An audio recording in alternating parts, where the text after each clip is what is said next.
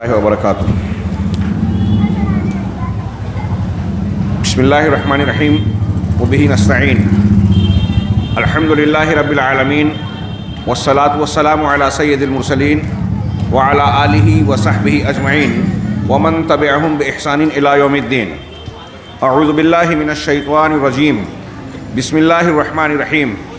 الم تر کیف ضرب اللہ مثلا کلمۃ طیبۃ کشجرۃ طیبہ اصلها ثابت وفرعها في السماء تؤتي أكلها كل حين بإذن ربها ويضرب الله الأمثال للناس لعلهم يتذكرون۔ پلکھانہ کے ادارہ درس قرآن کے ذمہ داران، جمعیت اہل حدیث کے ذمہ داران، اسٹیج پر تشریف فرما علماء کرام، میرے بزرگوں، بھائیوں، دینی ماؤں اور بہنوں،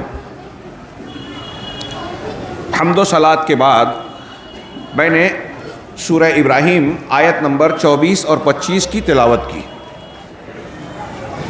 جو براہ راست میرے مقرر کیے ہوئے عنوان سے تعلق رکھتا ہے کہ توحید کے اثرات انسانی زندگی پر یا انسانی زندگی پر توحید کے اثرات۔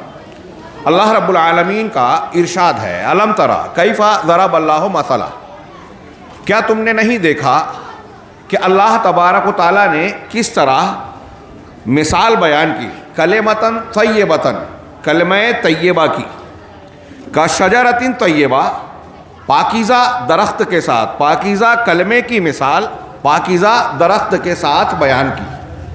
پاکیزہ کلمہ کیا ہے؟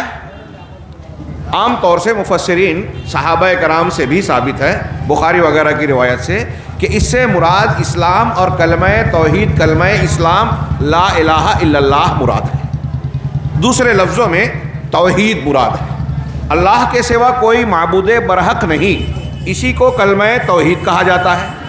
اس کے اور بھی نام رب العالمین نے قرآن میں ذکر کیے ہیں، کلمۃ التقوی بھی اسے کہا ہے، تقوی کا کلمہ، العروۃ الوثقی، مضبوط دستہ، کلمۃ الاخلاص، کلمہ اخلاص اسی کو کہا گیا، ہم اسی کو کلمہ شہادت کہتے ہیں۔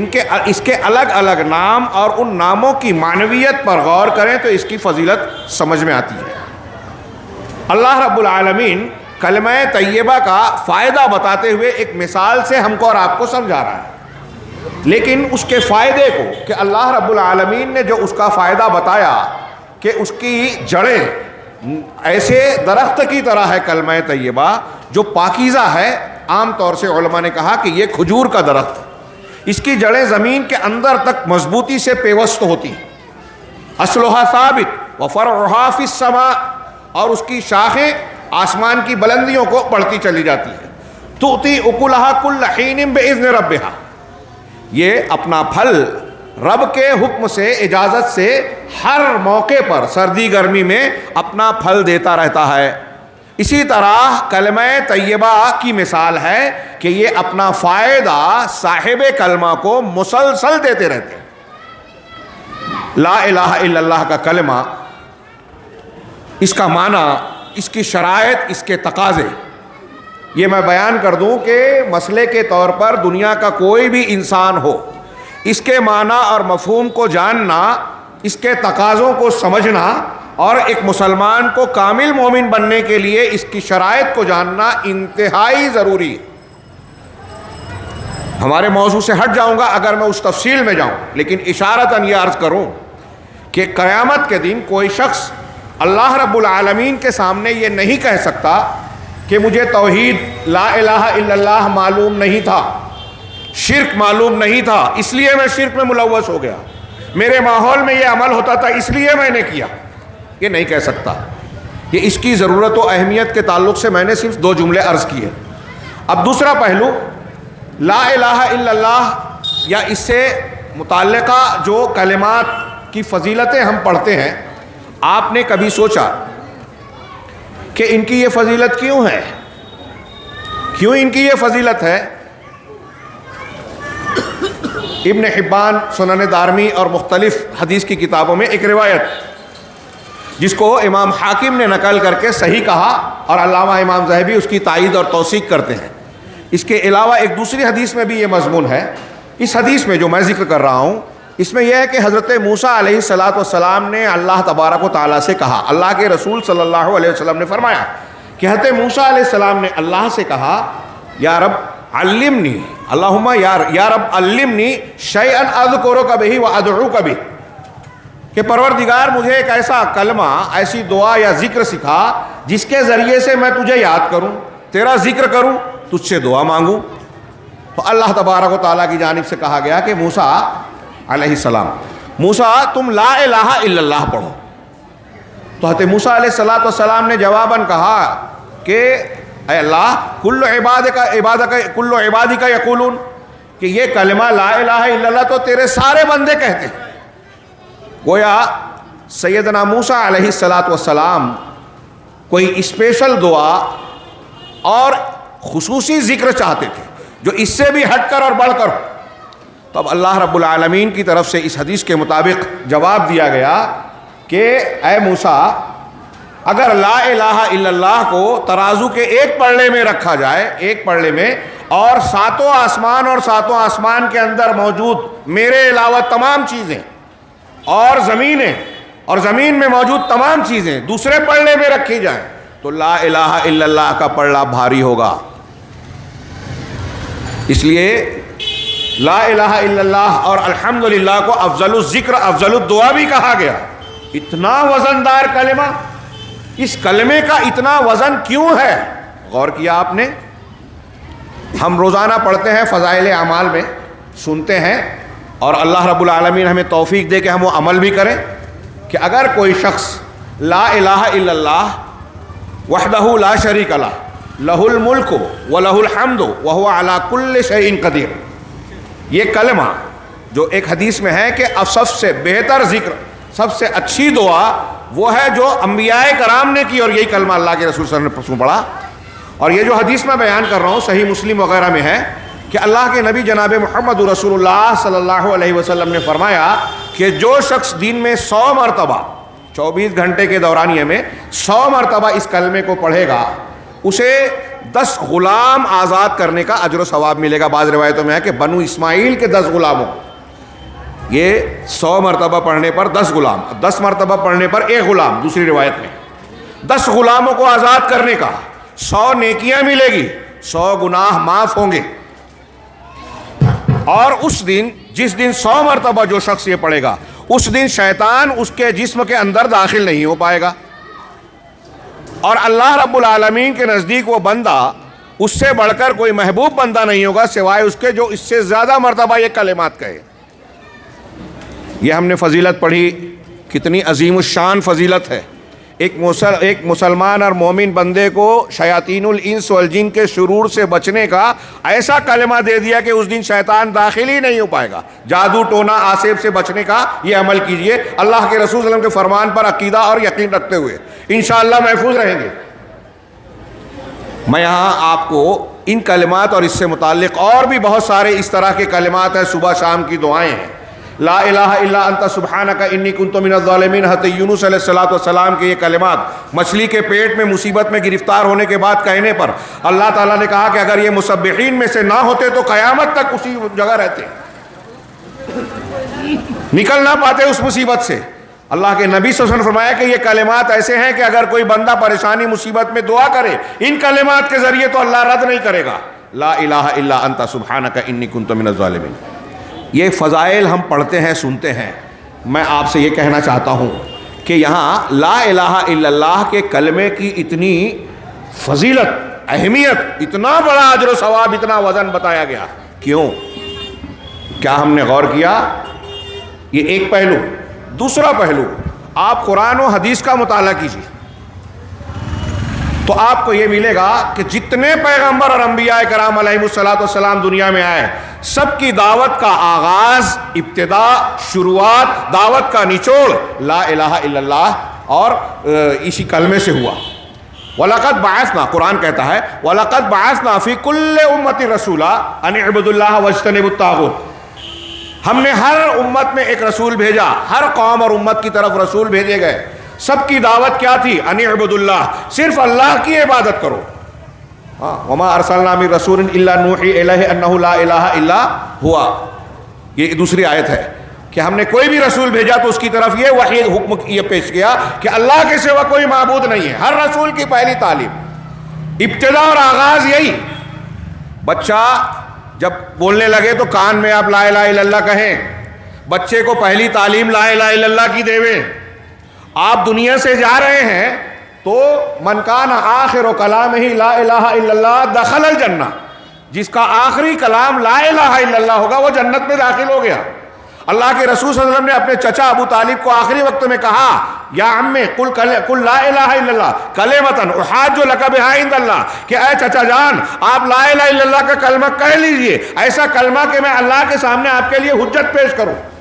ابو جہل اور اس کے ساتھی کافروں کے سردار نے کہا اترغب عن ملت عبد المطلب، کیا آپ عبد المطلب کے دین سے پھر جائیں گے؟ ابو جہل یہ سمجھتا تھا کہ لا الہ الا اللہ کے کہنے کا مطلب یہ ہے کہ باپ دادا یا کسی دوسرے دین کو نہیں ماننا، صرف اللہ کی بات کو ماننا۔ یہ لا الہ الا اللہ کا پہلا اثر دنیا میں یہاں ثابت ہو رہا ہے اشارے کے طور پر زندگی میں۔ آخر میں وہ لا الہ الا اللہ کہے بغیر دنیا سے رخصت ہو گئے۔ اللہ کے رسول نے کہا کہ میں آپ کے لیے مغفرت کی دعا کروں گا جب تک منع نہ کیا جائے۔ بخاری مسلم کی حدیثیں ہیں۔ قرآن کی آیت آ گئی ما کان للنبی والذین آمنوا ان یستغفروا للمشرکین، نبی کے لیے اور مومنوں کے لیے جائز نہیں ہے کہ مشرکین کے لیے مغفرت کی دعا کریں۔ شرک کرنے والے کے لیے اگر وہ شرک پر مر گیا تو مغفرت کی دعا نہیں کر سکتے۔ ولو کانوا اولی قربا، یہ قرآن کا فرمان ہے، میں کوئی مولوی نہیں بیان کر رہا ہے، رب العالمین فرما رہا ہے۔ یہ بات چاہے وہ قریبی رشتہ دار ہی کیوں نہ ہو، من بعد ما تبین لهم انہم اصحاب الجحیم، یہ واضح ہو جانے کے بعد کہ وہ جہنم والے۔ اللہ کے رسول صلی اللہ علیہ وسلم کو خطاب کر کے قرآن میں کہا اللہ تعالیٰ نے کہ اگر آپ کی طرف بھی ہم نے وحی کیا، آپ کے پہلے کے لوگوں کی طرف بھی، کہ اگر آپ نے شرک کیا یعنی لا الہ الا اللہ کی مخالفت کی، شرک توحید کی ضد ہے، لا الہ الا اللہ کلمہ توحید ہے، جو شرک کر رہا ہے وہ لا الہ الا اللہ کے خلاف جا رہا ہے، تو اگر آپ نے بھی شرک کیا تو آپ کے سارے عمل برباد۔ اللہ اکبر، رونگٹے کھڑے کر دینے والی بات ہے۔ پیغمبر جناب محمد رسول اللہ صلی اللہ علیہ وسلم شرک کریں گے، ناممکن بات، ہو ہی نہیں سکتا، لیکن اس کی مذمت، شرک کی مذمت، قباحت، اس کا نقصان بتانے کے لیے اللہ نے کہا کہ آپ بھی ایسا کریں گے تو سارے عمل برباد ہو جائیں گے۔ یہ قرآن کا فرمان ہے۔ اللہ تعالیٰ نے قرآن میں کہا ان اللہ لا یغفر ان یشرک بہ ویغفر ما دون ذلک لمن یشاء، اللہ اس کو معاف نہیں کرے گا کہ اس کے ساتھ شرک کیا جائے، اس کے علاوہ جس گناہ کو چاہے معاف کر دے گا۔ اگر شرک پر آدمی مر گیا، ومن یشرک باللہ فقد حرم اللہ علیہ الجنہ، جس نے اللہ کے ساتھ شرک کیا اللہ نے اس پر جنت کو حرام کر دیا۔ مشرک یا شرک اکبر پر مرنے والا انسان جنت میں جائے گا ہی نہیں، جہنم سے نکلے گا ہی نہیں، یہ قرآن کا اعلان ہے۔ حرم اللہ علیہ الجنہ ومأواہ النار، اس کا ٹھکانہ جہنم ہے۔ وما للظالمین من انصار، اور ایسے ظالم مشرکین کے لیے کوئی مددگار نہیں ہوگا۔ ہم نے سوچا کہ اتنی شدید اور سنگین وعید شرک کے بارے میں اور اس کے مقابل توحید کے بارے میں اتنی زبردست فضیلتیں، اہمیتیں، ہر نبی اسی کی دعوت دے رہا ہے۔ حضرت نوح علیہ السلام نے 950 سال تک لا الہ الا اللہ کی دعوت دی، قوم نے قبول نہیں کیا، چند لوگوں نے ایمان لایا، تو آپ کی دعوت اس سے آگے نہیں بڑھی۔ نبی پاک صلی اللہ علیہ وسلم جب تک مکہ میں رہے، قوم نے بنیادی عقیدہ قبول نہیں کیا، تھوڑے لوگوں نے، تو آپ کی زیادہ تر تعلیمات پوری کی پوری توحید اور رسالت و آخرت عقیدے پر مبنی ہوئی۔ آگے کے احکامات مدینہ میں آئے جہاں اسلامی معاشرہ تشکیل پایا۔ سیدنا ابراہیم علیہ السلام کی پوری اپنی قوم میں دعوت توحید سے متعلق ہے۔ ہر سال عید الاضحیٰ اور حج کے موقع پہ ہم آپ کی حیات طیبہ کو پڑھتے ہیں۔ یہ فضیلت کیوں ہے؟ کیوں انبیاء کرام نے توحید کی دعوت کو بنیاد بنایا؟ ہمیں بھی دعوت وہی دینی چاہیے، نبی کا طریقہ، انبیاء کا طریقہ اختیار کرنا چاہیے۔ یہ ہے، غور کریں تو اس سے لا الہ الا اللہ کے جو ثمرات، نتائج، اثرات اور زندگی پر اثرات ہیں، اس موضوع پر بھی روشنی ملے گی اس کیوں کے جواب میں۔ وہ اس لیے جواب ان چیزوں کا یہ ہے جو میں نے سوالات اٹھائے کہ اتنی فضیلت کیوں ہے، یہ انبیاء کی بنیاد کیوں ہے؟ یہ اس لیے کہ لا الہ الا اللہ، اللہ کی توحید کو ماننا اور اپنے آپ کو شرک سے بچانا اس دنیا کے امتحان کا سب سے بنیادی سوال ہے۔ دوسرے لفظوں میں یہ کہیں کہ ہمارے اور آپ کے جین و انس کی پیدائش کا مقصد اللہ رب العالمین نے یہی بیان کیا ہے، وَمَا خَلَقْتُ الْجِنَّ وَالْإِنسَ إِلَّا لِيَعْبُدُونِ۔ بہت سارے معاملات ہیں دنیا کے اندر. بنیاد یہ ہے کہ انسان اور جن کو اللہ رب العالمین کہہ رہا ہے کہ میں نے جن و انس کو محض اس لیے پیدا کیا کہ وہ صرف میری عبادت کریں. میری عبادت کریں مطلب صرف نماز روزہ عبادت ہے؟ نہیں. حضرت علی رضی اللہ تعالیٰ عنہ نے اس آیت کی تفسیر کی، یعنی اللہ رب العالمین کی بندگی اس طرح ہم اختیار کریں کہ جو اللہ نے کہا مان لے، جس سے منع کر دے رک جائیں. یہ ہے اللہ کی بندگی. اب پیشاب پاخانہ بھی کرنا ہے، کھانا بھی ہے، میاں بیوی کے حقوق ہیں، شادی بیاہ ہے، حلال حرام کا معاملہ ہے، لین دین کا معاملہ ہے، جو بھی زندگی کے معاملات ہیں وہ اللہ کی شریعت اور حکم کے مطابق انجام دیا جائے. یہ توحید ہے. اس مقصد کے تحت پیدا کیا. بہت سارے تقاضے نظر آئیں گے کہ فلاں کام کے کرنے میں ہم کو فائدہ ہے لیکن شریعت نے حرام کیا. سودی لین دین میں بڑے منافع نظر آ رہے ہیں، شراب کے بزنس میں بہت پیسہ کما سکتے ہیں لیکن شریعت نے حرام کیا. اللہ کی توحید کا تقاضا یہ ہے کہ ہم اس کو نہ مانیں، اللہ کی بات مانیں، اپنے لالچ اور حرص کے پیچھے نہ بھاگیں. تو اللہ نے پیدا کیا جن و انس کو اسی کے مقصد سے. جنت اور جہنم اسی کی بنیاد پر بنی ہے.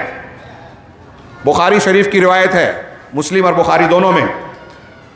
ہاں کل اس حدیث کا ذکر آیا تھا کل کے بیان میں کہ سب سے ہلکے عذاب والے جہنمی سے قیامت کے دن اللہ پوچھے گا کہ تو جو جہنم میں جل رہا ہے، عذاب جھیل رہا ہے، کیا تو یہ پسند کرتا ہے کہ اگر تجھ کو دنیا پوری کی پوری مل جائے؟ آپ سوچئے ہم اور آپ دنیا کما پائیں گے اتنی؟ ایک شہر کا ایک محلہ ہم زندگی کھپا دے کما پائیں گے؟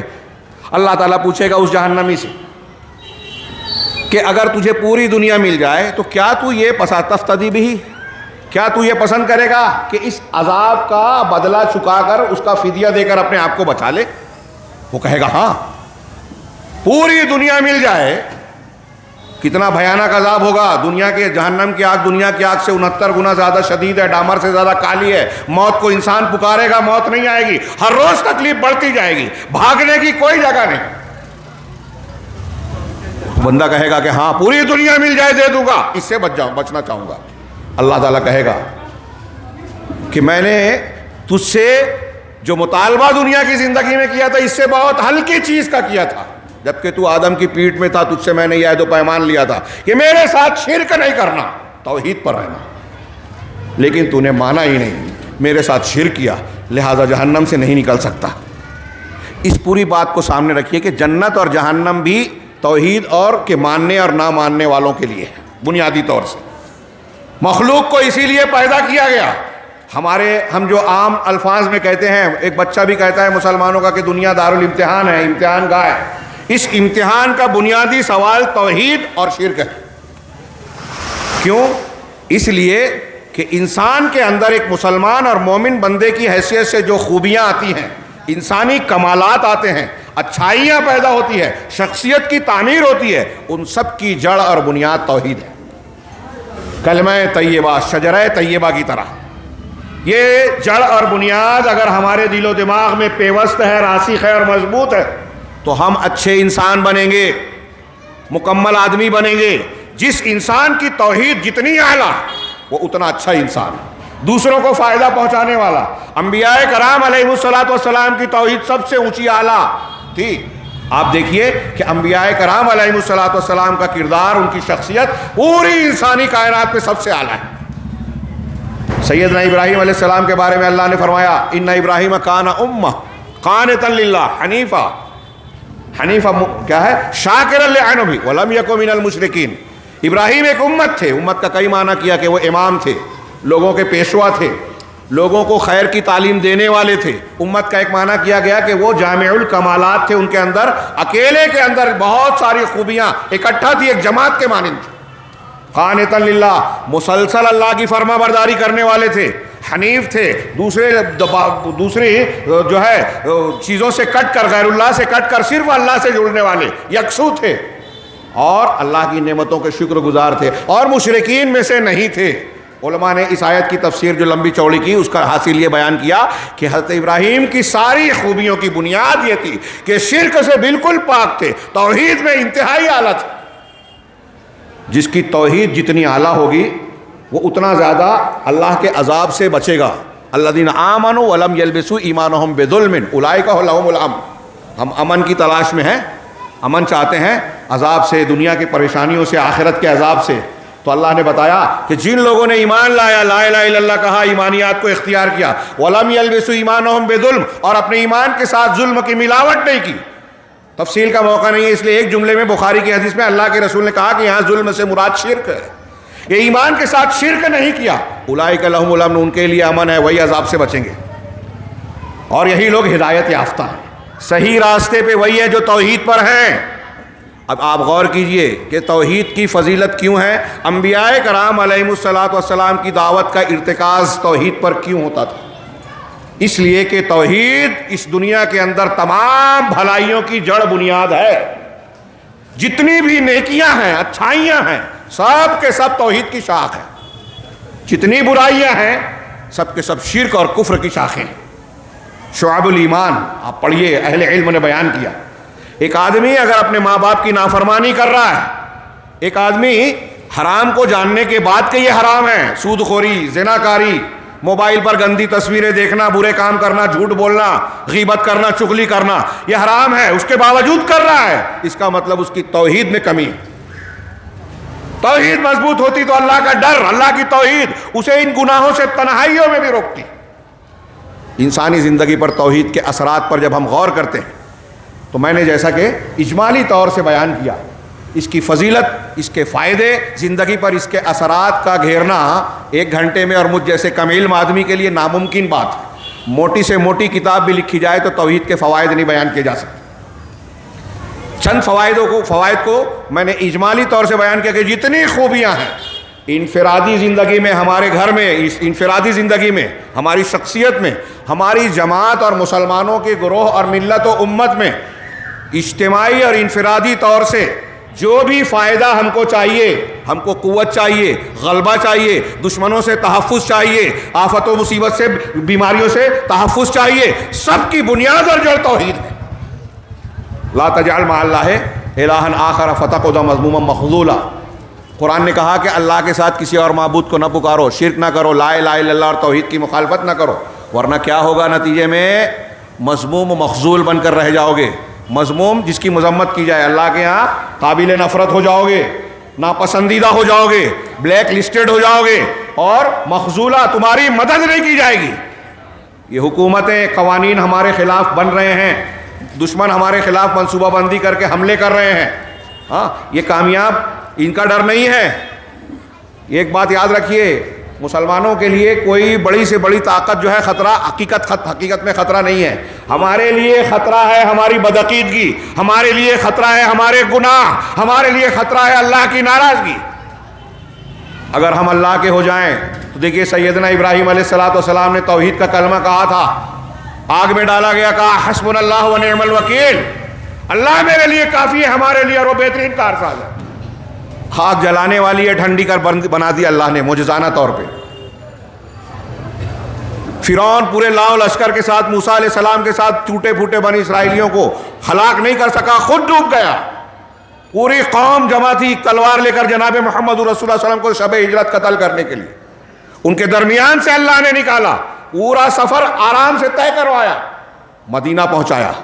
سبق ہے ہمارے لیے کہ اگر توحید ہو، اللہ کا تعلق ہو ہم سے، تو دنیا کی کوئی بڑے سے بڑی طاقت، سازش ہمارا کچھ نہیں بگاڑ سکتی۔ وَلَئِن صَبَرْتُمْ کیا ہے کہ وَلَوْ کیا ہے وَلَوْ کیا ہے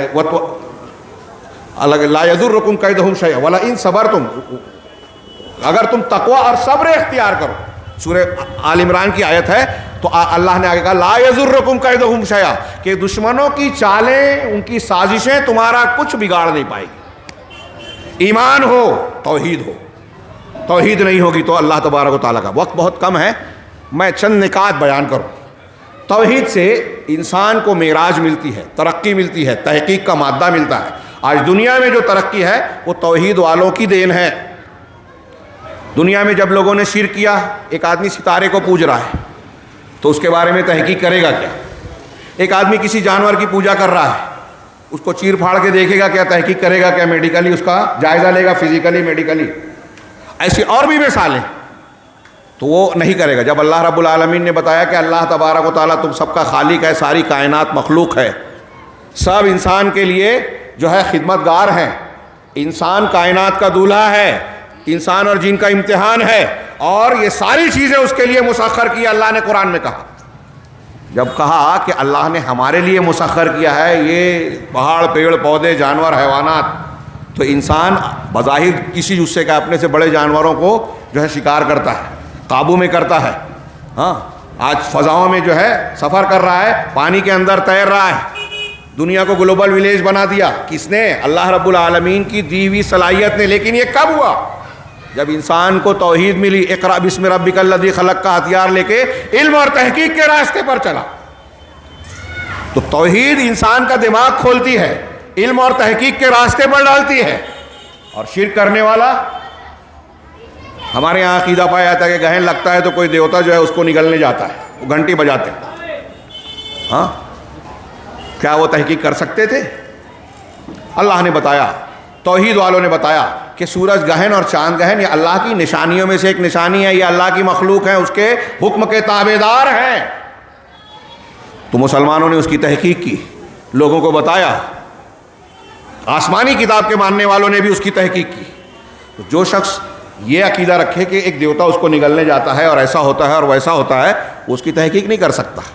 تو میں عرض کر رہا ہوں کہ توحید انسان کو تحقیق کے راستے پر ڈالتا ہے، اور توحید کے اختیار کرنے سے انسان کے اندر اللہ کی بندگی کی تمام خوبیاں آتی ہیں۔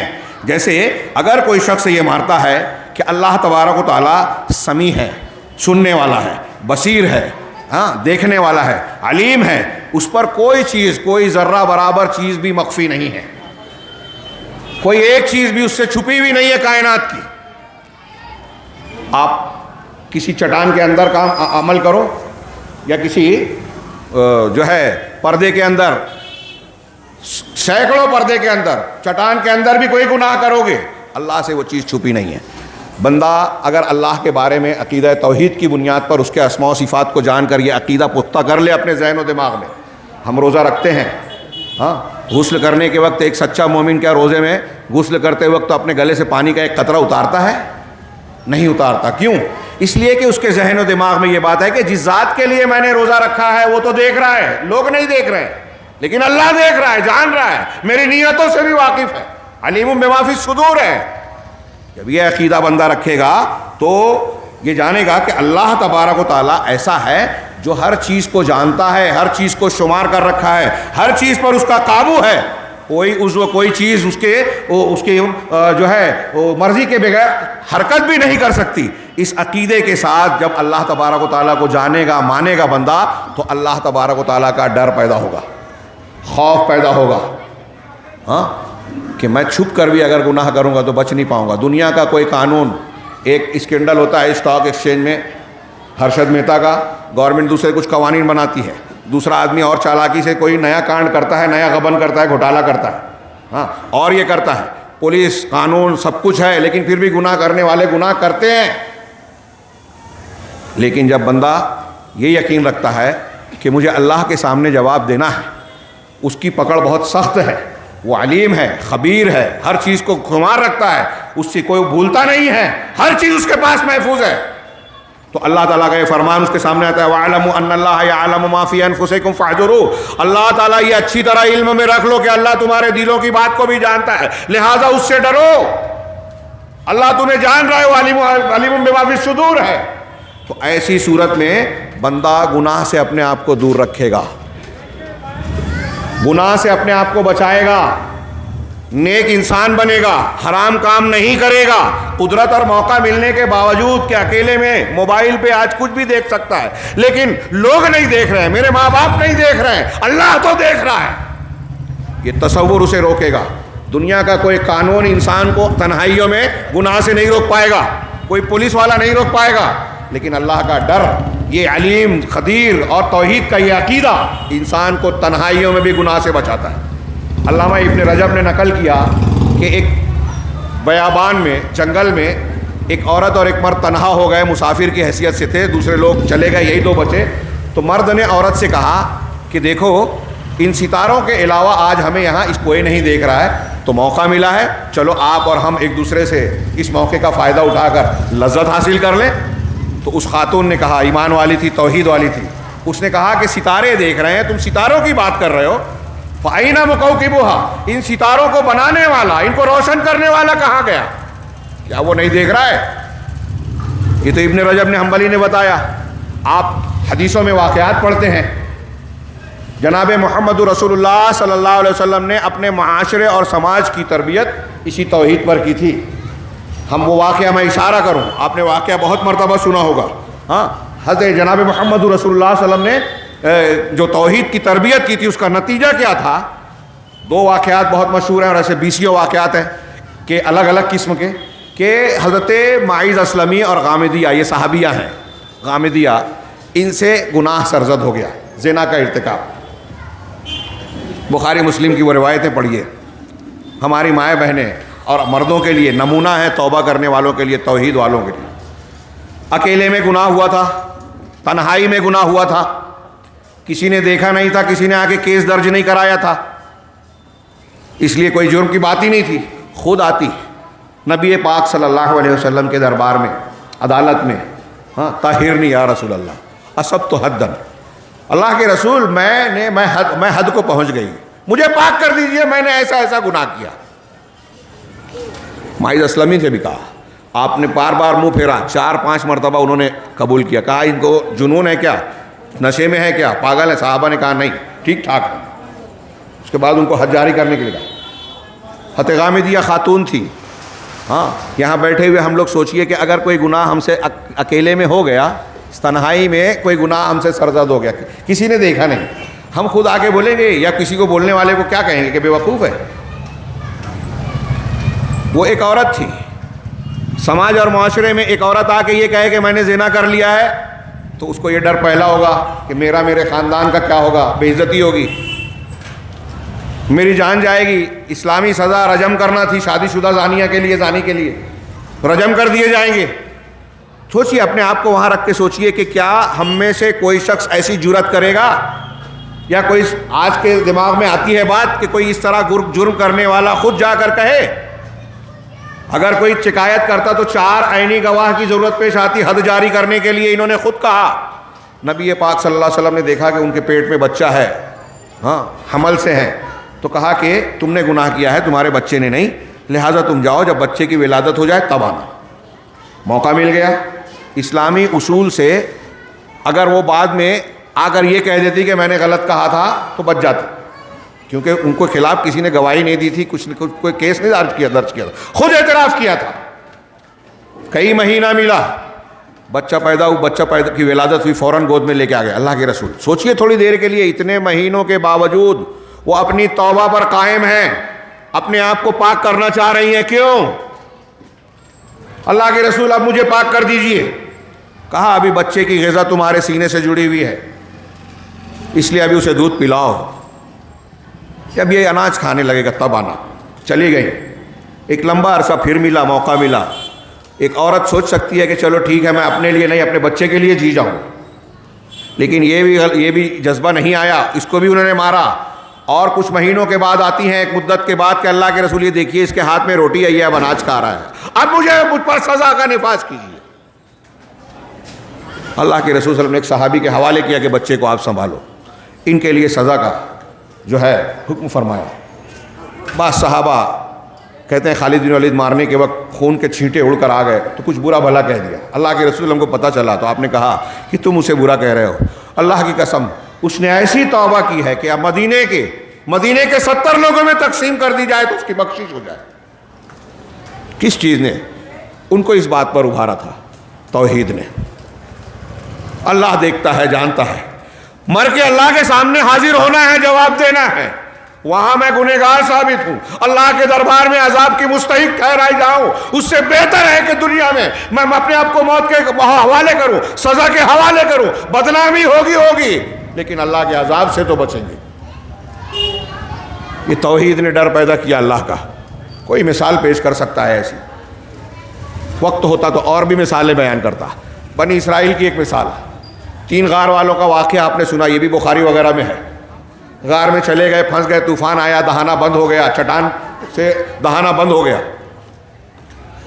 تینوں نے اپنے اپنے نیک عمل کا وسیلہ لگا کے دعا مانگی. جائز وسیلوں میں سے ایک یہ ہے، نیک عمل کا وسیلہ اللہ کے اسماء و صفات کا وسیلہ اور کسی زندہ انسان سے دعا کرنے کا، قرآن حدیث میں یہ ثبوت ہے۔ تو انہوں نے وسیلہ لگایا۔ اس میں سے جو ایک میں بیان کرنا چاہتا ہوں کہ ایک شخص نے کہا کہ میری فلاں فلاں خاتون سے رغبت تھی، چچا زاد بہن تھی، میں فریفتہ تھا، اس کو گناہ کی دعوت دیتا تھا، وہ نہیں مانتی تھی۔ قحط کا زمانہ آیا، ان کے گھر میں بھوک پیاس فاقہ کشی آئی، وہ اپنی ضرورت لے کر میرے پاس آئی۔ میں نے کہا کہ تمہاری ضرورت میں پوری کر دوں گا، لیکن پہلے اپنے آپ کو میرے حوالے کرو۔ میں اپنے الفاظ میں بیان کر رہا ہوں، روایت کو آپ جانتے ہیں، واقعہ جانتے ہیں۔ آج ہمارے یہاں بھی لوگ مجبوریوں پر کسی کی مدد کرنے کی بجائے اس کا فائدہ اٹھانے کی کوشش کرتے ہیں۔ مارکیٹ اسی پر چل رہا ہے، لوگوں کو مجبور بنایا جائے اور مارکیٹنگ کی جائے بازار۔ یہ تجارت نہیں ہے، یہ غیر انسانی چیز ہے، توحید کے نہ ہونے کا نتیجہ۔ تو میں نے ایسے ہی کہا، گھر میں فاقہ مستی کی وجہ سے وہ عورت مجبور ہو گئی، وہ تیار ہو گئی، اور جب اس کے تیار ہو جانے کے بعد میں گناہ کرنے والا تھا کہ اس کی آنکھوں سے آنسو جاری ہو گئے، اور اس نے کہا اتق اللہ، اللہ سے ڈرو اور نگینے کو اس کے حق کے بغیر نہ توڑو۔ میرے دل میں یہ خیال آیا کہ یہ اللہ کی بندی اس حالت میں بھی اللہ سے ڈر رہی ہے، گناہ سے شرمندہ ہو رہی ہے، اپنی مجبوری کی وجہ سے تیار ہو گئی ہے، تو مجھ کو تو اللہ نے نوازا ہے، نعمت دی ہے، مجھے تو اللہ کا شکر ادا کرنا چاہیے، مجھے اس طرح کی غلط حرکت اور نافرمانی نہیں کرنی چاہیے۔ اے اللہ، تو جانتا ہے کہ اس کے اس کلمے کی وجہ سے میرے دل میں تیرا خوف آیا، تیرے شکر کا جذبہ آیا، میں نے اپنے آپ کو اس گناہ سے روک لیا اور وہ پیسہ اسے دے دیا جو دینا تھا۔ اس کے بدلے میں پروردگار اس مصیبت سے نجات دلا، پر پہاڑ کا دہانے کا حصہ سرک گیا۔ پتہ یہ چلا کہ نیکیوں سے دنیا کی مصیبت میں بھی آرام ملتا ہے۔ ہم روحانی اسباب کو چھوڑ دیتے ہیں۔ ذکر و اذکار تمہید میں بیان کرنا چاہتا تھا، اور وہ بیان کروں تو بہت وقت ہوگا، کہ ذکر و اذکار کی فضیلتیں ہم پڑھتے ہیں، اس کی گہرائیوں میں نہیں جاتے۔ جو میں نے سوال کیا کہ اس کے معنی اور مطلب کیا ہے، لا الہ الا اللہ کی اتنی فضیلت ہے تو پہلے ہم اس کے معنی کو سمجھیں، شرائط کو جانیں، تب فائدہ ملے گا۔ آپ ایک طرف لا الہ الا اللہ کا ورد کرتے رہیں لیکن شرک کریں تو کوئی فائدہ نہیں۔ اللہ اکبر کہیں کہ اللہ سب سے بڑا ہے اور انانیت میں لگے رہیں، گھمنڈ میں مبتلا رہیں، جگہ جگہ کہے کہ میں بڑا ہوں، میں اپنے نفس کی مانوں گا، تو آپ کا اللہ اکبر کہنا جھوٹ ہے۔ اللہ اکبر کہہ رہے ہیں تو اس کا اثر، توحید کا اثر آپ کی زندگی میں یہ آنا چاہیے۔ یہ جو میں نے گناہ کی بات بتائی ہے، دوسرا ایک بڑا اثر کہ آپ اللہ کے سامنے جھک جائیں، اللہ کی عظمت و کبریائی کہ وہ قہار ہے، وہ کبیر ہے، وہ ساری کائنات کا مدبر ہے، ہر چیز پر اس کی قوت اور قابو ہے، وہ علو رکھتا ہے۔ والارض جميعا قبضته يوم القيامة والسماوات مطويات بيمينه، سارے آسمان اللہ رب العالمین کہ سارے آسمان قیامت کے دن اللہ کے داہنے ہاتھ میں لپٹے ہوں گے۔ یہ قرآن کی آیت ہے، والارض جميعا قبضته يوم القيامة کہ پوری زمین قیامت کے دن اللہ کی مٹھی میں ہوگی، والسماوات مطویات بیمینہ، سارے آسمان اس کے دائنے ہاتھ میں لپٹے ہوں گے۔ بخاری مسلم کی حدیث میں ہے کہ ساتوں آسمان اور زمین کو اللہ اپنے دائنے ہاتھ میں لپیٹے گا اور کہے گا انا الملک، میں ہوں بادشاہ، این ملوک الارض، زمین کے بادشاہ کہاں ہیں، زمین کے تکبر کرنے والے کہاں ہیں، آج صرف میرا حکم چلے گا مالک یوم الدین کا۔ اس کی یہ عظمت ہے، اس کی عظمت کا یہ حال ہے کہ اللہ رب العالمین نے فرمایا فلما تجلی للجبل جعلہ دکا، حضرت موسیٰ کے اصرار پہ کہا کہ تم نہیں دیکھ سکتے مجھے، جب اللہ نے تجلی کی پہاڑ کے سامنے تو پہاڑ ریزہ ریزہ ہو گیا۔ یہ اللہ کی جب تک کی تجلی کا اثر ہے، پہاڑ اس کی تاب نہیں لے سکا۔ کیسا عظیم ہے اللہ کی عظمت۔ یہ ہے کہ قرآن اور بخاری حدیث کی، قرآن میں سورہ سبا کی آیت ہے، موقع نہیں ہے پیش کرنے کا، میں مفہوم بیان کروں کہ اس میں یہ ہے کہ جب اللہ رب العالمین کوئی فیصلے کا ارادہ کرتا ہے، کوئی وحی کرنے کا ارادہ کرتا ہے، فرشتوں کو بتانے کا، تو عرش الہی جو ہے وہ ہلنے لگتا ہے۔ عرش کائنات کی سب سے بڑی مخلوق ہے۔ روایتوں میں ہے ساتوں آسمان کو کرسی میں رکھا جائے تو ایک ڈھال میں 7 انگوٹھیاں ڈالنا ایسا ہوگا، اور کرسی کو عرش میں رکھا جائے تو ایسا ہے جیسے ایک میدان کے اندر ایک انگوٹھی ڈال دی گئی ہو۔ عرش کتنا بڑا ہے، اللہ عرش پر مستوی ہے، عرش سے بڑا ہے۔ تو اللہ رب العالمین فرما رہا ہے، میں کیا عرض کر رہا تھا کہ جب اللہ کوئی فیصلہ کرتا ہے وحی کرنا تو عرش ہلنے لگتا ہے، تھرانے لگتا ہے، فرشتے بے ہوش ہو جاتے ہیں۔ ہاں، اور جب سب سے پہلے جبرائیل علیہ السلام کو ہوش آتا ہے، اللہ ان کو وحی کرتا ہے، پھر دوسرے 7ویں آسمان 6ٹھے آسمان کے فرشتوں کو ہوش آتا ہے، جبرائیل سے پوچھتے ہیں کہ رب نے کیا کہا، حضرت جبرائیل کہتے ہیں ایسا ایسا کہا، تو فرشتے کہتے ہیں حق کہا۔ میرے رب کی شان یہ ہے، عظمت یہ ہے، کبریائی یہ ہے کہ صرف حکم کا ارادہ کرتا ہے تو فرشتے دھرا اٹھتے ہیں، بے ہوش ہو جاتے ہیں۔ کوئی رب کے سامنے کھڑا ہو کے کہے گا کہ اللہ تیرا یہ فیصلہ میں نہیں مان سکتا، اس کو بدل دے، یہ میرے گھر کا آدمی ہے، اس کو جہنم میں نہیں جنت میں ڈال دے، اس کو اولاد دے دے، اللہ نہیں دینا چاہتا، کسی کے دباؤ میں آگے دے دے گا؟ فرشتے جن کے یہاں گناہ ہی نہیں ہے اللہ کے ارادے پر بے ہوش ہو جاتے ہیں۔ قرآن حدیث کہتی ہے حتیٰ اذا فزع عن قلوبہم قالوا ماذا قال ربکم، سورہ سبا کی آیت ہے، اس کے ترجمہ اور اس کی تفسیر دیکھ لیجیے جا کے۔ رب کی جب اتنی عظمت اور بڑائی کو بندہ جانے گا تو اس کے سامنے عاجزی اختیار کرے گا، تذلل اختیار کرے گا، جھکے گا، انا کے نعرے نہیں لگائے گا۔ آج یہ انانیت، انا کی وجہ سے میں بڑا ہوں، ابا واستکبرا، ابلیس نے اللہ کی بات نہیں مانی، آدم کو سجدہ کرو، میں اس سے بہتر ہوں، میں کیوں کروں، جواب یہ دیا، یہ نہیں سوچا کہ حکم دینے والا کون ہے۔ توحید یہ بتاتی ہے کہ جب رب العالمین سارے احکامات کا مالک ہے، خالق و مالک ہے، ہمارا سب کچھ اللہ ہے، تو وہ جہاں کہے جھک جاؤ جھک جانا ہے، وہ جہاں کہے اڑ جاؤ اڑ جانا ہے، جہاں کہے زندگی اختیار کرو، جہاں کہے موت، وہ اللہ رب العالمین کے حکم کے سامنے ایک مومن بندہ اس سر جھکاتا ہے۔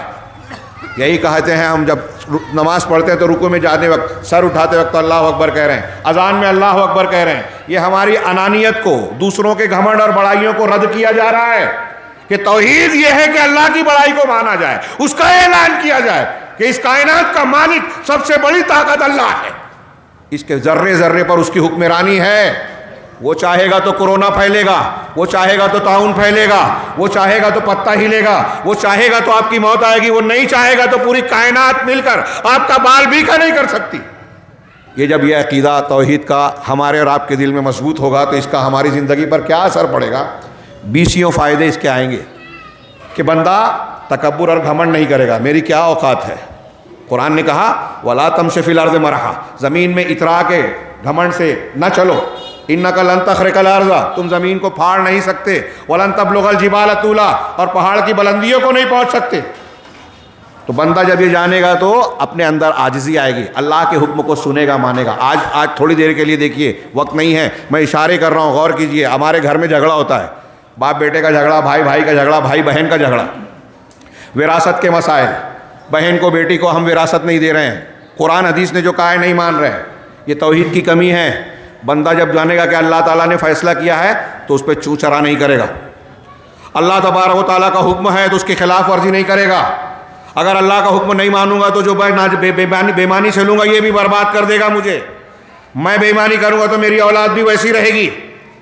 یہ توحید کے اثرات ہوں گے کہ ہم حقدار کو حق دیں گے، بھائی بہن جو کمزور ہے یتیم کو اس کا حق دیں گے، کمزوروں پر ظلم نہیں کریں گے، اللہ کے سامنے جھکیں گے۔ اگر جھگڑا ہو گیا، لفڑا ہو گیا، کسی نے آ کے سمجھایا کہ اللہ کا یہ کہتا ہے، والدین آپ کے ساتھ سختی کر رہے ہیں، قرآن نے کہا کہ اف نہ کہو، اگر اللہ کا پر ایمان ہے، توحید ہے، تو سر جھکا دیں گے کہ اللہ کا حکم ہے۔ ہم والدین کے ساتھ نافرمانی بدتمیزی نہیں کر سکتے، اور نہیں ماننا ہے تو پھر ہیلے بہانے، ارے ٹھیک ہے قرآن میں اللہ نے کہا ہے کہ اف نہ کہو، لیکن میرے ابا ذرا الگ ٹائپ کے، اللہ کو نہیں معلوم تھا کہ آپ کے ابا الگ ہیں، آپ کو پتا ہے۔ یہ بہانے ہیں، ہیلے ہیں، فریب اور خوری ہے، اپنے آپ کو دھوکہ دینا ہے۔ توحید ہے تو یہاں میں عام زندگی کے معاملات میں یہ بات کہہ رہا ہوں، دین کے معاملے میں بھی یہ بات ہوگی کہ جب ہم اللہ کی توحید کے قائل اور مائل ہو جائیں گے، ماننے والے ہوں گے، اس کی جڑیں ہوگی، تو ہم حلال وہی مانیں گے جو اللہ نے حلال کیا، حرام وہی مانیں گے جو اللہ نے حرام کیا، شریعت اسی کو مانیں گے جو اللہ نے شریعت بنائی۔ اب اسی میں یہ حصے بکرے بھی آ گئے، اسی میں نماز کا طریقہ آ گیا، اسی میں عبادات کا معاملہ آ گیا، عقیدہ اور منہج آ گیا۔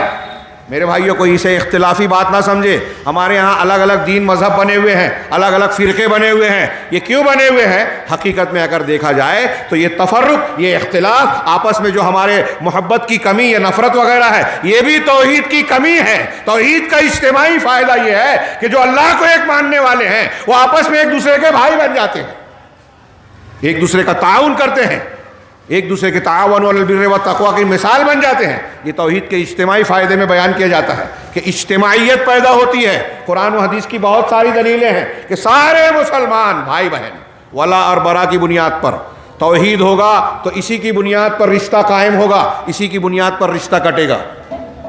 بدر میں آپ دیکھیے، بدر میں غزوہ بدر میں حضرت ابو عبیدہ بن جراح نے اپنے سگے باپ کو مار دیا, بچنا چاہتے تھے لیکن سامنے سے لڑنے آئے, مجبوراً مارنا پڑا. حضرت عمر فاروق نے اپنے سگے ماموں کو قتل کیا. حضرت مصعب بن عمیر رضی اللہ تعالیٰ عنہ جنگ کے بعد جا رہے ہیں, ان کے سگا بھائی حبیب بن عمیر, ایک انصاری صحابی, ان کو باندھ رہے ہیں, قیدی بنایا, کہا اس کو اچھی طرح باندھنا, اس کی ماں بہت مال والی ہے. مصعب بن عمیر کے بارے میں جانتے نا, مکہ میں ہر روز نیا لباس پہنتے تھے, خوشبو لگا کر جہاں سے جاتے تھے راستہ مہکتا تھا. لیکن جب مدینہ گئے مسلمان ہونے کے بعد تو سب کچھ لے لیا گیا تھا. ایک چادر پہنی تھی, کانٹوں سے اس کو سلا تھا. اللہ کے رسول ہم دیکھ کر رونے لگے تھے, احد میں شہید ہوئے. تو کہا اس کی ماں بڑی جو ہے وہ مال والی ہے. تو ان کے بھائی نے کہا کہ تم میرے بھائی ہوتے ہوئے میرے بارے میں یہ کہہ رہے ہو, میرے بارے میں یہ وصیت ہے. تو حضرت مصعب نے جو جواب دیا تھا, توحید کا اثر انسانی زندگی پر, انہوں نے کہا تھا کہ اس وقت تو میرا بھائی نہیں ہے, یہ انصاری میرا بھائی. ہاں, قرآن کی آیت آئی سورہ ممتحنہ میں, لا تجد قوما یؤمنون باللہ والیوم الآخر یوادون من حاد اللہ ولو كانوا آباءهم او ابناءهم او اخوانهم او عشیرتهم. اللہ اکبر. یہ توحید کا اثر انسانی زندگی پر ہمارے ہاں کیا ہے کہ ہم جائزہ لیں. قرآن کا فرمان ہے کہ ایسے لوگوں کو آپ نہیں پائیں گے, لا تجد قوما, جو اللہ پر اور آخرت کے دن پر ایمان رکھتے ہیں, جو توحید والے ہیں. توحید والے ایسے نہیں ہو سکتے. کیسے نہیں ہو سکتے؟ کہ یوادون من حاد اللہ ورسولہ, کہ جو اللہ اور اس کے رسول کی مخالفت کریں, دشمنی کریں, شرک کریں, بدعت کریں, سنتوں کی مخالفت کریں, ان سے دوستی کی پینگیں بڑھائیں. ایسا نہیں ہو سکتا. کہ آپ میں سے کوئی کہے گا کہ ابو جہل میرا پسندیدہ کردار ہے, اللہ کا دشمن ہمارا دوست ہو سکتا ہے, پسندیدہ ہو سکتا ہے؟ اگر ایسا ہوا تو اللہ کہہ رہا ہے ایمان ہی نہیں ہے. تو جو اللہ اور رسول کا دشمن ہے وہ ہمارا دوست نہیں ہو سکتا. وَلَوْ كَانُوا آبَاءَهُمْ, چاہے وہ باپ دادا ہی کیوں نہ ہو, بیٹے ہی کیوں نہ ہو, ہاں بھائی کیوں نہ ہو, اور عشیرتہم, یا ان کے گھر خاندان اور بیوی بچے ہی کیوں نہ ہو. توحید کا اثر یہ ہونا چاہیے کہ دوستی, دشمنی, تعلق اور تعاون کی بنیاد یہ عقیدہ اور منہج ہے. توحید ہوگی مضبوط تو اللہ پر بھروسہ. ہم کو یہ معلوم ہوگا کہ کائنات کا نظام اللہ چلا رہا ہے, نفع اور نقصان اسی کے ہاتھ میں ہے. ہاں, آج ہمارے یہاں ایک بڑی کمزوری ہے, مہنگائی آئی, گورنمنٹ کی غلط پالیسی, کورونا پھیلا, سازش ہے ٹیکہ بیچنے کی, اور وہ جو ہے کیا وہ بل گیٹس اور فلاں کا یہ سازش ہے اور ان کا طریقہ ہے. ہاں, فلاں اور فلاں طریقہ, یہ فلاں مصیبت آئی, بارش زیادہ ہو رہی ہے, دیر سے ہو رہی ہے, گرمی زیادہ پڑ رہی ہے, اس کی یہ سائنسی وجہ, فضائی وجہ, آلودگی ہے, فلاں ہے. سب کچھ ٹھیک ہے. ایک مسلمان ہونے کی وجہ سے توحید کا اثر کیا ہونا چاہیے, یہ بات اچھی طرح دماغ میں بٹھائیے. یہ ایسی چیز ہے شرکیہ, شرک اصغر. صحابہ کرام ابن عباس وغیرہ کہتے ہیں, اگر آپ یہ بولتے نا کہ میں آج ڈاکٹر نہیں ہوتا تو میرے ابا بچتے نہیں, یہ شرک اصغر ہے, شرک ہے. اگر عقیدہ نہیں ہے, زبان پہ ہے تو شرک اصغر ہے, اور عقیدہ ہے تو شرک اکبر ہے. آپ کو کیا کہنا چاہیے؟ الحمدللہ ڈاکٹر نے میرے ابا کو بچا لیا, الحمدللہ ڈاکٹر نے توفیق دی, یا بر وقت جو ہے اللہ تبارک و تعالیٰ نے ڈاکٹر کو بھیجا اور اس کو صحیح دوا دینے کی توفیق ملی, بچ گئے ابا. اب اللہ کی طرف منسوب کریں. یہ بات میں اپنی طرف سے نہیں کہہ رہا ہوں, قرآن میں بھی ہے, حدیث میں بھی ہے. حدیث میں ہے نا, اللہ کے رسول نے کہا تھا کہ حدیبیہ کے مقام پر کہ آج صبح کچھ لوگوں نے, اللہ تعالیٰ یہ کہتا ہے کہ میرے کچھ بندوں نے اس طرح صبح کی کہ وہ ستارے پر ایمان لاتے تھے اور اللہ کا انکار کرنے والے ہیں, اور کچھ ایسے ہیں جو اللہ پر ایمان لانے والے, ستارے کا انکار. تو کہا وہ کیسے؟ کہا جنہوں نے یہ کہا کہ رات کی جو بارش ہوئی فلاں ستارے اور نچھتر سے ہوئی ہے, تو انہوں نے ستارے پر ایمان لایا, اللہ کا انکار کیا. اور جنہوں نے کہا کہ اللہ کے فضل اور رحمت سے بارش ملی, انہوں نے اللہ کا ایک پر ایمان لایا, ستارے کا انکار کیا. تو اب ایسے ہی ہمارے یہاں بہت سارے یہ اسباب ہیں. مہنگائی بڑھ رہی ہے, بے روزگاری ہو رہی ہے, سیاسی انارکی ہے, فلاں تکلیف ہے. یہ اسباب حکومتیں یا فلاں اور فلاں ہو سکتے ہیں, یہ اسباب ہیں, لیکن ان اسباب پر کس کی حکمرانی ہے؟ ان اسباب کو پیدا کرنے والا کون ہے؟ وہ مسبب الاسباب رب العالمین ہے, جس کی مشیت کے بغیر ایک پتہ نہیں ہلتا. لہذا کورونا کی بیماری پھیلی ہو, کسی نے سازش کی ہو سکتا ہے یہ صحیح ہو, لیکن وہ سازش ذریعہ ہے, اور اس کے اسباب کی باغ اللہ کے ہاتھ میں ہے. اور مصیبتوں کی جڑ ہم اپنے اندر خود پیدا کرتے ہیں, اپنے اعمال اور عقائد کی بنیاد پر. تو خیر, میں عرض کر رہا تھا کہ اگر توحید ہوگی بندے کے اندر تو توکل آئے گا, اللہ پر بھروسہ. سیدنا ابراہیم کی مثال, انبیاء کی مثال ہم نے پڑھی, ہاں, کہ کسی بھی حالت میں. آج میں ایک بات کہہ رہا ہوں, دیکھیے کورونا میں لوگ تعجب کرتے تھے کہ مسلمانوں کا معاملہ اس سے خوف و ڈر کا ویسا نہیں ہے جیسے دوسروں کا ہے. ایک اور بھی کردار، ہاسپٹلس میں جب کسی مریض کی موت ہو جاتی ہے تو ہم دیکھتے ہیں کہ زیادہ تر آج کچھ مسلمان بھی جو ایمان صحیح نہیں رکھتے، توحید والے نہیں ہیں، ان کی طرف سے بھی ہوتا ہے، لیکن زیادہ تر غیر مسلم ڈاکٹر کو مارتے ہیں، توڑ پھوڑ مچاتے ہیں اور بہت کچھ کرتے ہیں. میں یہ نہیں کہتا کہ ان کی کوتاہی نہیں ہوتی ہوگی، لیکن اس کے مقابلے میں کوئی ایسی مصیبت جب آتی ہے تو مسلمان کا کردار دیکھیے غیر مسلم کے مقابلے میں الگ ہوتا ہے. کیوں کورونا سے وہ نہیں ڈرا؟ طاعون کے مرض میں صورت میں جو ہے اپنے رشتہ داروں کو چھوڑ کے لوگ بھاگ گئے. ایک بیٹا اپنی ماں کو چھوڑ کے گیا اور پڑوس کا مسلمان اس کی خدمت کر رہا ہے. کیوں؟ اسے طاعون کا ڈر نہیں ہے؟ نہیں. رشیا میں رصدگاہ میں گہن کا مطالعہ کرنے کے لیے 30 سائنٹسٹ ماہرین فلکیات کو گورنمنٹ نے لگایا. سب غیر مسلم تھے، ایک مسلم تھے، بنارس میں جامعہ سلفیہ میں آئے تھے، وہ انہوں نے بیان کیا. گہن لگنے لگا تو 29 جو غیر مسلم تھے بے ہوش ہو گئے، وہ ایک ہوش میں رہے. کہا میں اس لیے ہوش میں تھا کہ میں توحید والا تھا، میں یہ جانتا تھا کہ یہ اللہ تعالیٰ کا نظام ہے بنایا ہوا. وہ ڈر گئے کہ یہ ٹکرا جائیں گے اور سب تباہ ہو جائے گا، اس لیے بے ہوش ہو گئے. تو یہ فرق کیوں آتا ہے؟ یہ اسی توحید اور ایمان کی وجہ سے. ایک آدمی توحید اور ایمان میں اگر کمزور بھی ہے تو ہم یہ دیکھ رہے ہیں کہ کورونا سے، بیماری سے، فلاں اور فلاں سے ڈرنے میں اس کا اور غیر مسلم کا کردار الگ الگ ہے. یہ توحید کا اثر ہے. اللہ رب العالمین پر توکل جب ہمارے اندر آئے گا تو اسی سے ہم کو ساری امیدیں وابستہ ہوگی. سیدنا ابراہیم علیہ السلام، انبیاء کو دیکھیے اللہ سے مانگ رہے ہیں، ہم بندوں سے مانگ رہے ہیں. ابراہیم علیہ السلام اولاد اللہ سے مانگ رہے ہیں. حضرت موسیٰ علیہ السلام مدین پہنچنے کے بعد درخت کے نیچے بیٹھتے ہیں، کہتے ہیں رب انی لما انزلت الی من خیر فقیر، پروردگار تو میری طرف جو بھی خیر نازل کرے میں اس کا فقیر ہوں.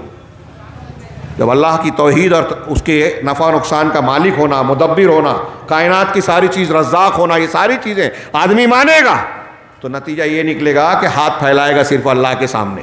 اپنی خودداری کو بیچے گا نہیں، اپنا ضمیر بیچنے والا نہیں ہوگا، دنیا کے فائدوں کے لیے ایمان بیچنے والا نہیں ہوگا. اس کے اندر خودداری ہوگی. مانگے گا تو اللہ سے مانگے گا، خوف کھائے گا تو اللہ سے مانگے گا. کسی شعبدہ باز سے کہ جادوگر نے ڈرا دیا کہ تو نے اگر مجھے پیسہ نہیں دیا تو میں تیرے کو بسم کر دوں گا، نہیں ڈرے گا. تیرے ہاتھ میں ہے. بادشاہ نے کہا کلمہ کفر کا ورنہ گردن کاٹ دوں گا. ٹھیک ہے، اگر اللہ کی مشیت ہے تو کٹے گی، نہیں ہوگی تو نہیں کاٹ سکتا. دجال بھی نہیں مار سکتا. اللہ پر توکل پیدا ہوگا، بھروسہ آئے گا. اور یہ بہت ساری توکل اور توکل کے جو اثرات انسان کے کردار پر آتے ہیں. میں نے کچھ چیزوں کو بتایا. قناعت آتی ہے. ایک غریب آدمی ہے، وہ ہاتھ نہیں پھیلائے گا کہ اللہ تعالیٰ نے مجھ کو غریب رکھا ہے، میں راضی ہوں. ہاں، اللہ تعالیٰ نے مجھے فلاں نعمت سے محروم رکھا ہے، میں راضی ہوں، یہ اللہ کا امتحان ہے. یہی توکل کے ساتھ انسان کے اندر صبر پیدا ہوتا ہے کہ جب اللہ رب العالمین کی مشیت ہے، کائنات کی ہر چیز اللہ کی قضا اور قدر سے ہوتی ہے. لہذا اگر میرے گھر میت ہو گئی، میرا کاروبار میں نقصان ہو گیا، حادثے میں میری ٹانگ چلی گئی، آنکھ چلی گئی، اولاد پیدا ہوئی جو اپاہج ہے، گھر میں کوئی مصیبت پریشانی آ گئی، تو ایک مومن بندہ یہ کہتا ہے رضیت باللہ ربا، میں اللہ کے رب ہونے پر راضی ہوا. رب ہونے پر راضی کا مطلب کیا؟ کہ ہم کو پیدا کیا اس نے، بنایا اس نے، روزی دینے والا وہ، اچھا برا، مرد عورت، گورا کالا، امیر غریب بنانے والا وہ. اس کی مشیت اور حکمت نے جو چاہا وہی بنایا. اور یہ اللہ کا فیصلہ ہے کہ میرے گھر میں میت ہوئی، یہ اللہ کا فیصلہ ہے کہ میں غریب ہوں، یہ اللہ کا فیصلہ ہے کہ حادثے میں میری ٹانگ کٹ گئی، یہ اللہ کا فیصلہ ہے. لہٰذا میں سر جھکاتا ہوں. امتحان میں فیل ہو گیا، کاروبار میں دیوالا ہو گیا، فلاں ہو گیا، قدر اللہ وما شاء فعل، یہ اللہ کی تقدیر تھی اور اللہ نے جو چاہا کیا. یہ انسان کے لیے تسلی کا، صبر کا، حوصلے کا سبب بنتی ہے. لہذا ایک توحید والا انسان ناکامیابی پر خودکشی نہیں کرتا، بزدل بن کے ہارتا نہیں ہے. توحید اگر آئے گی تو انسان حالات کا مقابلہ کرے گا. ہر ناکامیابی کے بعد پھر سے کامیابی کے راستے پر چلتے ہوئے اللہ سے دعا مانگے گا. اس طریقے سے آپ دیکھیں کہ توحید انسان کے اندر ہر خوبی پیدا کرتی ہے. اور آخری بات، حالانکہ میرے ہاتھ میں جو کاغذات ہیں بہت کچھ ہیں اور جتنی خوبیاں ہیں، اچھائیاں ہیں، سب کا تعلق توحید سے ہے. یہ میں بیان کرنا چاہتا تھا اور کچھ چیزوں کو، 2-4 چیزوں کو میں نے مثالیں بیان کی. ایک آخری بات جامع انداز میں بیان کروں. ابھی ہمارے شیخ کہہ رہے تھے کہ سنت کی پیروی کی جائے. ہاں، یہ بھی توحید کا تقاضا ہے. اللہ تبارک و تعالیٰ نے کہا قل ان کنتم تحبون اللہ فاتبعونی یحببکم اللہ. اگر تم قل ان کنتم تحبون اللہ، اللہ سے محبت کرتے ہو تو میری اتباع کرو، اللہ تم سے محبت کرے گا۔ ہم میں جتنے بیٹھے ہیں کوئی چاہے گا کہ نہیں کہ اللہ ہم سے محبت کرے؟ ہم چاہیں گے اللہ ہم سے محبت کرے؟ تو اللہ اس محبت کا معیار کس چیز کو قرار دے رہا ہے؟ اس محبت کا معیار اس چیز کو قرار دے رہا ہے کہ اللہ تبارک و تعالیٰ کے حکم دے رہا ہے کہ رسول کی اتباع کرو، اپنی زندگی کو ان کے سانچے میں ڈالو، عقیدہ وہی اختیار کرو جو محمد رسول اللہ صلی اللہ علیہ وسلم نے عقیدہ دیا، عبادت وہی کرو اور ویسے ہی کرو جو محمد رسول اللہ صلی اللہ علیہ وسلم نے عبادت دی، تہوار وہی مناؤ جو رسول اللہ صلی اللہ علیہ وسلم نے تہوار دیا، حلال اسی کو مانو جو رسول اللہ صلی اللہ علیہ وسلم نے حلال بتایا، حرام اس کو مانو جو اللہ کے رسول صلی اللہ علیہ وسلم نے حرام بتایا، اخلاق وہی اختیار کرو، حق حقوق وہی دو، بھائی بہن بچوں کو پڑوسیوں کو وہی حق دو جو رسول نے بتایا۔ لقد کان لکم فی رسول اللہ اسوۃ حسنہ، آپ نے سنا۔ تو توحید اگر ہوگی تو اس کا سب سے بڑا اثر یہ ہوگا کہ بندہ قرآن کو اور صاحب قرآن یعنی جناب محمد رسول اللہ صلی اللہ علیہ وسلم کو مانے گا، ان کے احکامات کے سامنے سر جھکائے گا، علماء کو فلاں اور فلاں کو ان کے مقابلے میں کھڑا ہو کر یہ بہانہ نہیں کرے گا کہ ٹھیک ہے اللہ کے رسول کی حدیث تو یہ ہے لیکن ہمارے یہاں رسم و رواج یہ چل رہی ہے، ماں بہنیں یہ کہتی ہیں، ٹھیک ہے اللہ کے رسول صلی اللہ علیہ وسلم نے تو یہ تعلیم دی لیکن ہمارے مسلک میں ہمارے فلاں میں یہ کوئی اختلافی بات نہیں کر رہا ہوں۔ دنیا کے کسی بھی مفتی صاحب سے پوچھئے کہ ایک طرف رسول اللہ صلی اللہ علیہ وسلم کا حکم ہے، ایک طرف کسی دوسرے کا، آپ کس کی بات مانیں گے؟ کس کی بات ماننے پر اللہ تبارک و تعالیٰ آپ کو انعام دے گا، کس کی بات کو رد کرنے پر اللہ تبارک و تعالیٰ آپ کو سزا دے گا؟ قرآن کہتا ہے، اللہ رب العالمین کا سورہ نور میں فرمان ہے، فَلْيَحْذَرِ الَّذِينَ يُخَالِفُونَ عَنْ أَمْرِهِ أَن تُصِيبَهُمْ فِتْنَةٌ، کہ جو لوگ اللہ کے رسول کی حکم اور سنت کی مخالفت کرتے ہیں، غور سے سنیے، جو رسول کے حکم کی مخالفت کرتے ہیں انہیں ڈرنا چاہیے کہ انہیں فتنہ آ پکڑے گا۔ فتنہ آ پکڑے گا، فتنہ کا مطلب علامہ ابن کثیر نے نقل کیا مفسرین سے کہ فتنے کا مطلب دنیا کا عذاب۔ آج مسلمان پوری دنیا میں دنیا کے عذابوں سے دو چار ہیں، مبتلا ہیں، عزتیں لوٹ رہی ہیں، گھر محفوظ نہیں ہیں، نئے نئے قاعدے قانون بن رہے ہیں، نئے منصوبے بنائے جا رہے ہیں، مسلمانوں کو الگ الگ ڈھنگ سے گھیرا جا رہا ہے۔ ہاں اللہ تعالیٰ قرآن میں کہہ رہا ہے رسول کی مخالفت کرو گے تو فتنہ آئے گا اور یصیبہم عذاب علیم، یا دردناک عذاب پکڑے گا۔ امام احمد بن حنبل کہتے ہیں فتنے سے مراد شرک ہے، جو سنت کی مخالفت کرتا ہے وہ شرک میں پڑ جاتا ہے۔ دیکھیے سنت کی مخالفت کرنے والوں کے آپ کو شرک بھی ملے گا، یہ کوئی چھوٹی موٹی بات نہیں ہے، اختلافی بات نہیں ہے، دین کی وہ بنیاد ہے جس کے بغیر ہم دنیا میں بھی اچھی زندگی نہیں پا سکتے اور آخرت میں بھی۔ تو دنیا میں بھی اچھی زندگی اختیار کرنا ہے تو پہلے توحید کو سمجھیں، توحید ہوگی تو اللہ تعالیٰ سے امید ہوگی۔ ہاں یہ ایک چیز رہ گئی صرف ایک دو جملے میں کہ اللہ تعالیٰ ہم کو سارے انعامات دینے والا اللہ ہے، روزی دینے والا اللہ ہے، پیدا کرنے والا۔ توحید ہمیں یہ بتاتی ہے اللہ کے اسماء کہ وہ رزاق ہے، وہ محسن ہے، احسان کرنے والا، اور احسان کے بدلے میں ہم سے روزی چاہتا ہے؟ نہیں، اللہ کو ہم کو ہماری کوئی ضرورت ہے؟ نہیں، وہ الصمد ہے، وہ غنی ہے، ساری کائنات اس کی فقیر ہے۔ یا ایھا الناس انتم الفقراء الی اللہ واللہ هو الغنی الحمید، اے دنیا کے تمام لوگوں تم سب کے سب اللہ کے در کے بھکاری اور فقیر ہو۔ اللہ غنی ہے، بے نیاز ہے۔ ساری دنیا کے انسان، ایک حدیث قدسی ہے لمبی مسلم شریف کی کہ اے میرے بندو تم میں کا اول آخر انسان جنات دنیا کے سب سے برے انسان کی طرح بن جائے تو میری سلطنت میں کوئی کمی نہیں ہوگی۔ اے میرے بندو تم میں کا اول آخر انسان جنات دنیا کے سب سے اچھے انسان کی طرح بن جاؤ تو میری سلطنت میں کوئی اضافہ نہیں ہوگا۔ اللہ بے نیاز ہے۔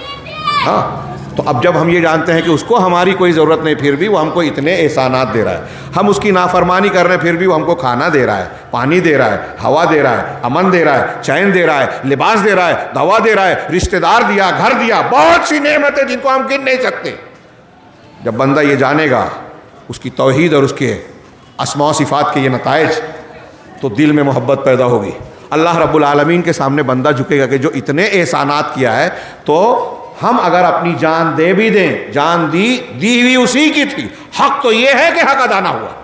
سب کچھ قربان کرنے کے بعد آدمی پہچانے گا توحید ہوگی تو یہ یقین کرے گا کہ ہم اللہ کا حق ادا نہیں کر سکتے، لہٰذا بندہ اپنی زندگی کے مقصد میں یعنی اللہ کی بندگی اور عبادت میں پورا کا پورا اپنے آپ کو لگا دے گا، جھونک دے گا، سب کچھ نچھاور کرنے کے لیے تیار ہو جائے گا، جیسے صحابہ کرام جان مال سب اللہ کے راستے میں لگا رہے ہیں، اور جب اللہ کے راستے میں گردن کٹ رہی ہے تو چہرے پر مسکراہٹ آ رہی ہے کہ فزت رب الکعبہ، رب کعبہ کی قسم میں کامیاب ہو گیا۔ حضرت ابو عمارہ احد میں شہید ہو رہے ہیں، آخری سانسیں چل رہی ہے. اللہ کے رسول صلی اللہ علیہ وسلم نے پوچھا کہ ان کو دیکھو، بلایا کہ اللہ کے رسول کو بلاؤ، میں نہیں آ سکتا. آپ قریب آئے، اشارہ کیا کہ آپ قریب آ جائیے. اللہ کے رسول صلی اللہ علیہ وسلم زمین پر دونوں گھٹنے ٹیک کر آپ کے قریب ہو گئے. حضرت ابو عمارہ بن سکن آخری سانسیں چل رہی ہے، اپنا پورا جسم اٹھا کر سر جو ہے آپ کے زانوں پر رکھتے، آپ کے چہرے انور کو دیکھ کر مسکرانے لگے، اور مسکراتے مسکراتے روح قبض ہو گئی. ہاں، مولانا آزاد نے ایسی کئی واقعات کا ذکر کر کہا کہ یہ معنی ہے کہ صحابہ کرام کے بارے میں جو اللہ تعالیٰ نے کہا کہ وہ اللہ سے راضی ہوئے. اللہ سے راضی ہوئے کا مطلب کیا؟ کہ اللہ کے راستے میں جو تکلیف مصیبت آئی مسکرا کر قبول کیا. انہوں نے کہا کہ یہ سابقون الاولون کے حالات پڑھیے کہ احد اور بدر میں خاک و خون میں لوٹ کر جس طریقے سے مسکراتے ہوئے موت کا استقبال کیا، دنیا کا کوئی انسان آرام دہ بستر پر اس طرح موت کو گلے نہیں لگاتا. یہ توحید کا اثر ہے کہ اللہ کے راستے میں آنے والی تکالیف انسان کے لیے راحت کا سامان بن جاتی ہے، خوشی کا سبب بن جاتی ہے، لذت ایمانی دیتی ہے. ہاں، تو بہرحال یہ اللہ تبارک و تعالیٰ کی اگر توحید ہوگی تو اس سے امید ہوگی، رجا ہوگی، محبت ہوگی.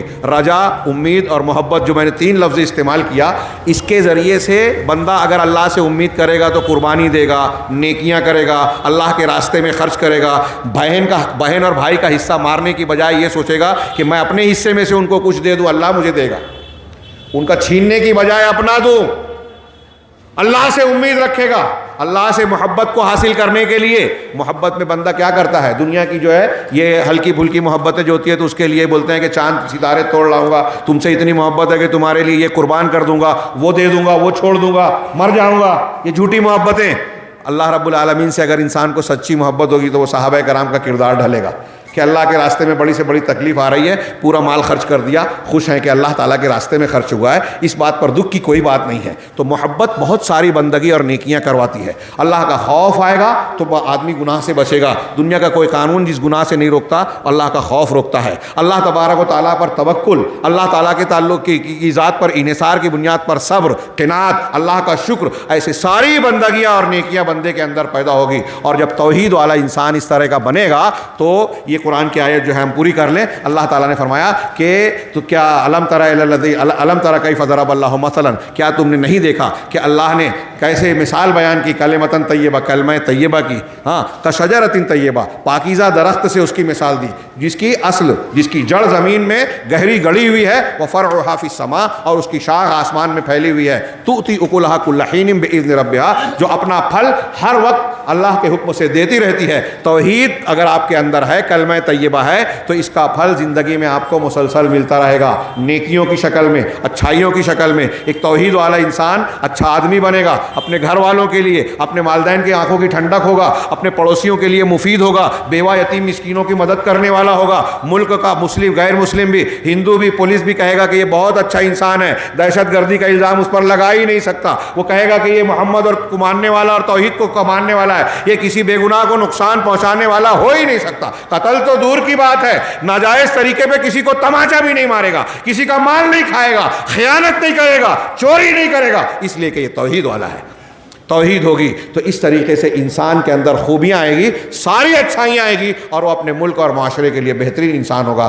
اللہ کی قسم اگر ہم سچی توحید والے بن جائیں تو اس ملک میں نہیں پوری دنیا میں لوگ یہ قبول کرنے پر مجبور ہیں کہ مسلمان سچے لوگ ہیں، اچھے لوگ ہیں، اور ان کا دین سچا مذہب ہے. اللہ رب العالمین سے دعا ہے کہ وہ ہمیں توحید کے اثرات کو اپنی زندگی میں صحیح انداز میں قبول کرنے کی توفیق عطا فرمائے. اس کے لیے ضروری ہے کہ ہم توحید کے تقاضے، اس کے معنی، اس کے مفہوم، اس کی شرائط کو سمجھیں. اس سے جو ہے کہ توحید کن چیزوں سے خراب ہوتی ہے، ٹوٹتی ہے، یا اس کے اندر کمی پیدا ہوتی ہے، بلا کسی اختلاف میں پڑے ہوئے کہ ہم یہ مسلک اور وہ مسلک، اس کو ضرور سمجھیں. اس لیے کہ اگر توحید ہم نے صحیح نہیں کی تو اللہ کے یہاں کامیاب نہیں ہو پائیں گے، دنیا میں ہم کو اللہ کی نعمتیں اور مدد نہیں ملے گی. اللہ تبارک و تعالی ہمیں صحیح توحید کو سمجھنے، اس کے تقاضے کے مطابق زندگی گزارنے کی توفیق عطا فرمائے، اور اسی کے ذریعے سے دنیا اور آخرت میں ہر قسم کے عذاب سے محفوظ رکھے. اقول قولی ھذا واستغفر اللہ لی ولکم ولسائر المسلمین وصلی اللہ علی نبینا محمد.